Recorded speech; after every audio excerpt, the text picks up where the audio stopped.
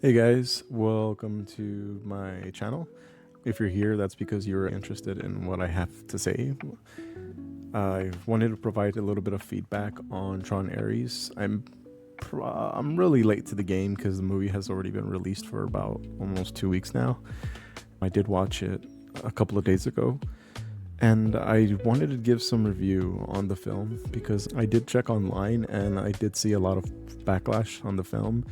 It had a really bad storyline. The CGI was not so great. Those were to Jared Leto, him being the main actor.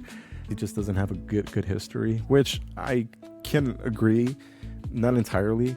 I think where the movies that he didn't do the best in, would the one where he played the Joker, I think it was called I don't know. I don't even know what it was called. Something Suicide Birds. I don't know. Disregard that. And then he played Morbius. I watched Morbius, but I felt like I watched it and I was half asleep or something, so I don't really remember. But I heard Morbius did a really bad job as well.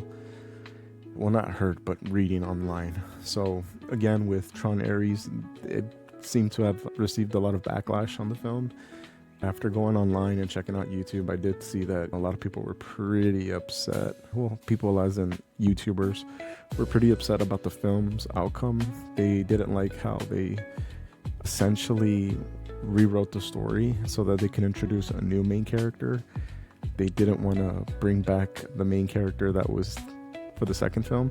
I'm pretty sure there's a little bit more backstory behind why the son of Kevin Flynn didn't return. At the same time, if you watch the film Tron Ares, I honestly believe that they actually leave that opportunity open for them to be able to come back to the film in case they're interested. It's just the way they set it up, it's definitely there. But after watching the film, before I actually went to go see the movie in the theaters, I had already read online that I did not know that Jared Leto was actually one of the executive producers for the film. So you kind of already going with this biased opinion that, hey, it's not going to be that great because this movie is going to be completely centered on Jared Leto. It's like, oh, look at me. I'm the main character. I'm so cool. I'm so strong thing. I get it. People are not going to be excited for it. It's going to come off like a very conceited film. But honestly, I was surprised after watching the movie. I thought it was actually really good. I think Jared Leto's performance in that film was really well done. He did a great job being the main role and how his character development progressed throughout the story. He starts off as this emotionalist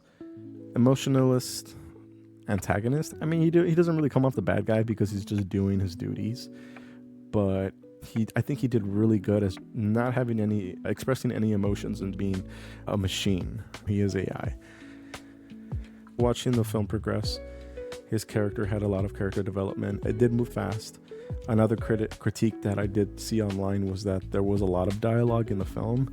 I don't think there was a lot of dialogue. I think there was actually enough dialogue, especially to help you catch up and bring you up to speed with what the story is, what direction the story is going, because this is the third extension of the Tron universe. I'm pretty sure about over 50% of the people that have watched the second film have not seen the first one, and maybe goes for the third film as well. I haven't checked that online. These are just my own numbers that I'm throwing out there. But the third film does a pretty good job on bringing you up to speed. So it's like, okay, this is what's going on. This is who was there in the past, and this is who's taking over now.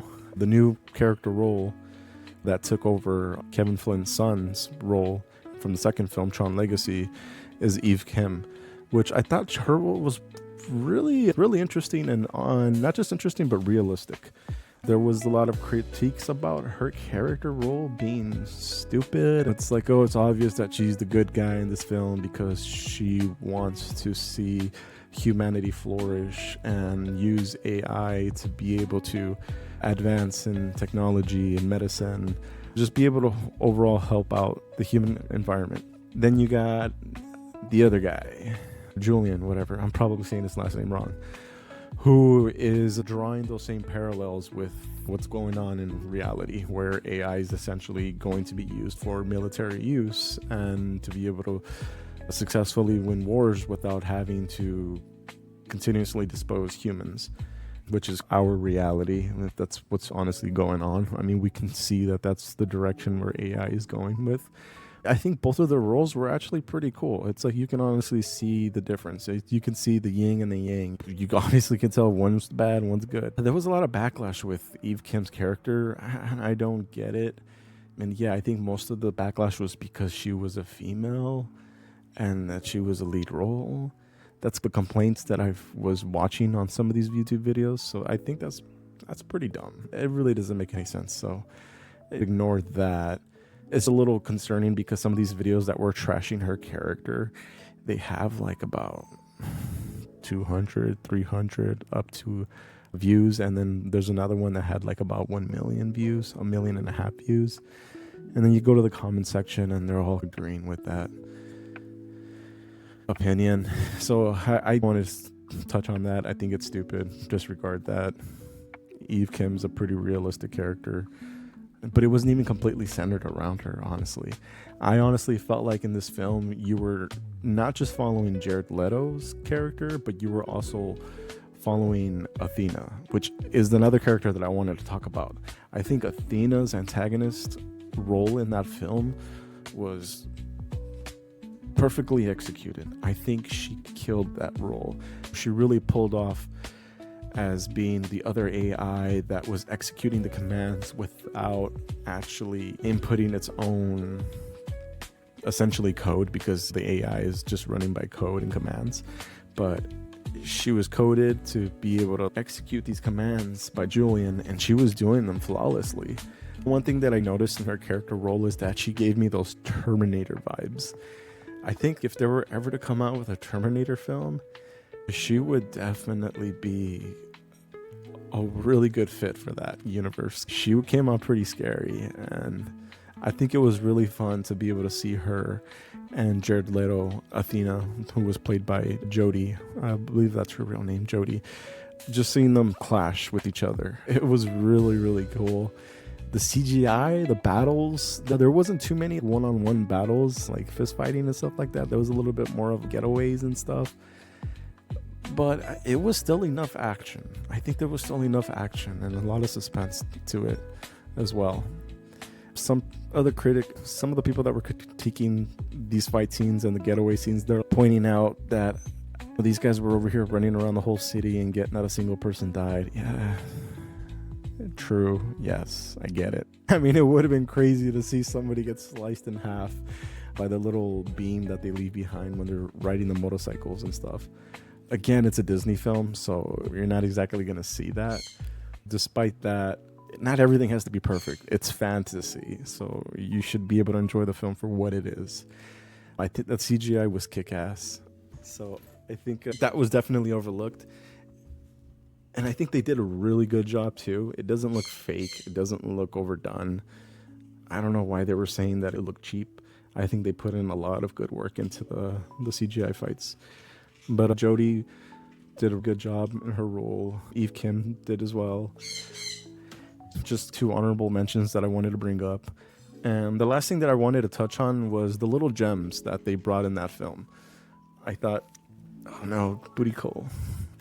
I thought there was some good gems in that film that I truly felt like they were overlooked because everybody was just so pissed off with the bad storyline thing.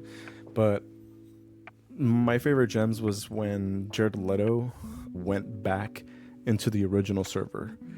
And when I mean by original server, I mean the original server from Tron.